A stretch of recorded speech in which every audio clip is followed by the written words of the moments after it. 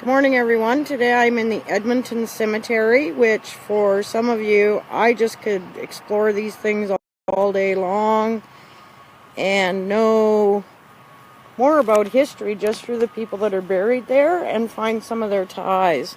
And this is the particular gravestone marker that I've come to see today. Nellie Young Barber was the niece of Nellie Wood, who was a McDougall. She was related to the McDougalls and the Youngs, and she was married to, and so as I go around this, Mr. Leslie Wood, who was the HBC factor in Athabasca Landing. He was also a justice of the peace. So Leslie and the first Nellie were married.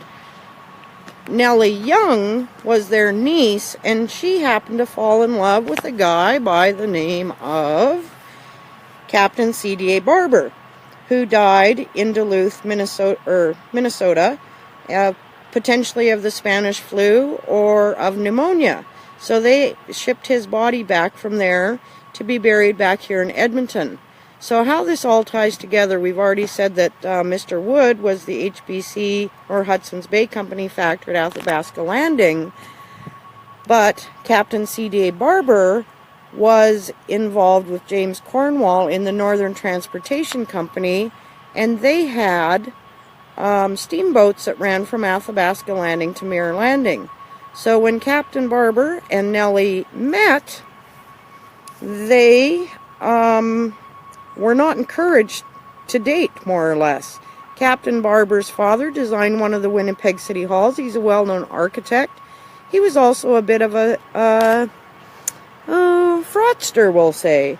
So he was spending time in jail, so it would have never done for Nellie and Charles Dufferin Allison Barber to marry. But they did anyways.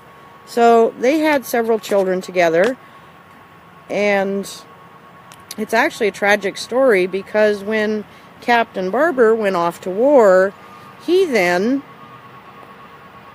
left Nellie pregnant, came home, she had the babies, and they were a set of twins. He died in Duluth, and within 6 months, Nellie died of what they called a broken heart.